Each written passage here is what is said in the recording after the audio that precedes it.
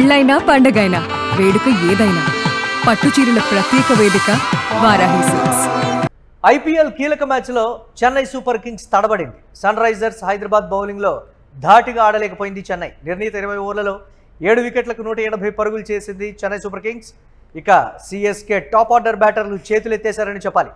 ఒక దశలో 100 పరుగులకే 4 వికెట్లు కోల్పోయింది చెన్నై. ఇక డెవాల్డ్ బ్రెవిస్, కార్తిక్ శర్మ కీలక ఇన్నింగ్స్ ఆడారు. ఇక కెప్టెన్ కమిన్స్ 3 వికెట్లు తీసి కీలక మలుపు తిప్పాడని చెప్పాలి. 2 వికెట్లు తీశాడు షకీబ్ హుస్సేన్. ఇక సన్ రైజర్స్ హైదరాబాద్ టార్గెట్ 181 పరుగులుగా ఉంది. ఏ విధంగా ఉండబోతోంది, దీనికి సంబంధించి మరిన్ని అప్డేట్స్ స్పోర్ట్స్ అనలిస్ట్ వెంకట్ని అడిగి తెలుసుకుందాం. వెంకట్, ఏ విధంగా ఉండబోతోంది? హోమ్ గ్రౌండ్లో కూడా రాణించలేకపోయింది అనేటువంటి మాట. సరే, లో స్కోర్ మ్యాచ్ని మీరు చెప్పినట్టుగా లో స్కోర్ మ్యాచ్ని తక్కువ అంచనా వేయడానికి వీల్లేదు. ఏదైనా జరగచ్చు. మిరాకిల్నే ఎక్స్పెక్ట్ చేయాల్సి ఉంటుంది. 200 లోపు స్కోర్ కానీ ఉంటే ఒక టఫ్ ఫైట్ ఇచ్చేటువంటి పరిస్థితి ఉంటుంది. టేబుల్లో లోలో అంటే కింద ఉన్నటువంటి టీం అయినా సరే ఒక చిన్న టార్గెట్ అనేది ఇచ్చినప్పుడు దాన్ని డిఫెండ్ చేసుకోవడానికి బాగా ట్రై చేస్తుంది అనేటువంటి మాట. ఏ విధంగా ఉండబోతుంది అంటారు ఈ ఇన్నింగ్స్? ఎస్, మన ఇద్దరం మాట్లాడుకున్నట్టుగానే ఈరోజు అంటే హైదరాబాద్ కి సంబంధించి అంటే పిచ్చి చెన్నై అయినప్పటికీ కూడా హైదరాబాద్ కి అనుకూలంగా ఉంటుంది అనేది మనం మాట్లాడుకున్నట్టున్నాం. అలాగే కనపడింది ఈ రోజు బౌలింగ్ పరంగా చూసుకుంటే. ఒక్క నితీష్ కుమార్ రెడ్డి అలాగే ప్రఫుల్ తప్ప మిగిలిన బౌలర్లు అందరూ కూడా చాలా కట్టుదిట్టంగా బౌలింగ్ చేసినటువంటి పరిస్థితి ఉంది. అయితే వాళ్ళకి చెన్నైకి వచ్చినటువంటి ఆరంభం చూస్తే అంటే ఇతను సంజు శాంసన్ ఇచ్చినటువంటి ఓపెనింగ్ చూస్తే 2 ఓవర్లకే వాళ్ళు దాదాపుగా 30 పరుగులు చేసినట్టున్నారు. దాన్ని చూస్తే నేను పవర్ ప్లేలో కనీసం 90 పరుగులు చేస్తారేమో అనుకున్నా. కానీ ఎప్పుడైతే ప్యాట్ కమిన్స్ బాల్ తీసుకున్నాడో ఆ తర్వాత నుంచి కూడా చెన్నైకి కష్టాలు మొదలయ్యాయి.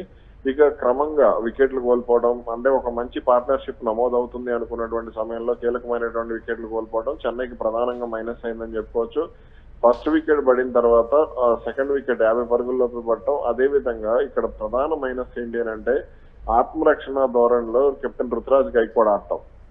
అది చెన్నైకి చాలా మైనస్ అయిందని చెప్పుకోవచ్చు. అతను కనీసం అంటే కొన్ని మంచి బంతులను కూడా వదిలేశాడు అనేటువంటి విమర్శ అయితే స్పష్టంగా మనం చెప్పుకోవచ్చు. ఇక అలాగే కార్తిక్ శర్మ, డెవాల్డ్ బ్రేవిస్ వీళ్ళిద్దరూ కూడా దూకుడుగా ఆడలేకపోయారు కొన్ని సందర్భాల్లో అనేది స్పష్టంగా అర్థమైంది. మిడిల్ ఓవర్స్ లో వీళ్ళిద్దరు కనుక కొంత దాటిగా ఆడుంటే కనీసం ఒక 190 నుంచి 200 పరుగులైనా వచ్చుండేవి. ఏది ఎలా ఉన్నప్పటికీ కూడా ప్యాట్ కమిన్స్ కానీ ఇషాన్ మలింగా కానీ అలాగే హుస్సేన్ కీలకమైనటువంటి వికెట్లు తీశాడు అతను. అలాగే శివాంగ్ కుమార్ కూడా అతని బౌలింగ్ కూడా చాలా బాగుంది. 1-2 సందర్భాల్లో అతను పరుగులు ఇచ్చినప్పటికీ కూడా చాలా కంట్రోల్ గా బౌలింగ్ చేసినటువంటి పరిస్థితి. ఏది ఎలా ఉన్నప్పటికీ కూడా పిచ్ మాత్రం కొంత అంటే డిఫరెంట్ గా బిహేవ్ చేస్తోంది. మరి సెకండ్ ఇన్నింగ్స్ లో ఎలా ఉండబోతుందనే చూడాలి. అంటే ఆచితూచి ఆడాలా, దూకుడైనటువంటి ఎస్ఆర్హెచ్ స్టైల్లోనే ఆడాలా అనేది కూడా ఒకంత అనిపిస్తోంది కదా. అంటే 200 లోపు పరుగుల స్కోర్ అలాగే హోమ్ గ్రౌండ్ అడ్వాంటేజ్ అనేది చెన్నైకి కలిసి వచ్చేటువంటి పరిస్థితి ఉంటుంది కదా. అసలు ఈ కోణాన్ని ఎలా చూడాలంటారు? అయితే చెన్నై బౌలర్లలో కొంత కీలకమైనటువంటి సమయాల్లో వికెట్లు తీయగలిగేటువంటి వాళ్ళు ఉన్నారు. అది హైదరాబాద్ కి మైనస్ అయ్యేటువంటి అవకాశం ఉంటుంది. కానీ వాళ్ళు అటాకింగ్ ప్లే ఆడాలి. ఆ అటాకింగ్ ప్లే ఆడితే మాత్రం అది ఖచ్చితంగా అడ్వాంటేజ్ అవుతుంది. ముఖ్యంగా అంటే వాళ్ళు పవర్ ప్లేలో కనుక ఒక 60-70 పరుగులు చేసేస్తే తర్వాత కొంత ఈజీ అయిపోతుంది ఇన్నింగ్స్. కాబట్టి ముఖ్యంగా పవర్ ప్లే మీదనే వాళ్ళు అభిషేక్ శర్మ కానీ ఓపెనర్ ట్రావిస్ హెడ్ వస్తే హెడ్ వీళ్ళిద్దరూ కంపల్సరీగా దూకుడుగా ఆడాల్సినటువంటి అవసరం ఉంది. అలాగే హెన్రిచ్ క్లాసెన్ కూడా తన సహజమైనటువంటి ఆట తీరు హిట్ అది స్ట్రోక్ ప్లే అది పక్కన పెట్టడం అది మైనస్ అవుతుంది. అలాగే ఇక 1-2 వికెట్లు పడిన తర్వాత నితీష్ కుమార్ రెడ్డి లాంటి వాడిని 3వ స్థానంలోనో 4వ స్థానంలోనో పంపించి కొట్టిన పరుగులు కొట్టేరా. మొన్న కృణాల్ పాండ్యాన్ ముంబై మీద మ్యాచ్ లో ఆర్సీబీ పంపించింది కదా, అది మంచి రిజల్ట్ ఇచ్చింది. కాబట్టి నిలబడతాడు, లేదంటే పెద్ద వికెట్ పోయినా పెద్ద నష్టం ఉండదు. కాబట్టి అటువంటి సాహసం ఇటువంటి మ్యాచ్ల్లో చేస్తే మాత్రం మంచి రిజల్ట్స్ ఉండేటువంటి ఛాన్స్ ఉంది. సరే, ఇప్పుడు పాయింట్ల టేబుల్లో పై పొజిషన్లో ఉంది కాబట్టి ఒకంత ఎస్ఆర్హెచ్లో కాన్ఫిడెన్స్ కనిపిస్తోంది. ఉన్నటువంటి బ్యాటింగ్ లైనప్కి ఉన్నటువంటి బిరుదు కూడా ఉంది. కాటేరమ్మ కొడుకులు చెలరేగిపోతే 200 కూడా ఊదేస్తారు అనేటువంటి మాట కూడా చెప్తూ ఉంటారు. ఏంటి మీ ప్రిడిక్షన్ ప్రస్తుతానికి ఈ మ్యాచ్కి సంబంధించి? అంటే మనం రివర్స్ లో మాట్లాడుకుంటున్నాం కాబట్టి ఈ రోజు ఖచ్చితంగా చెన్నై గెలిచిద్దని అనుకుంటున్నాను. చెన్నై గెలుస్తుందని చెప్తున్నారు మీరు? చెన్నై గెలుస్తుందని అనుకుంటున్నాం. మన ఇద్దరం రాజస్థాన్ అనుకున్నాం కదా. అవును.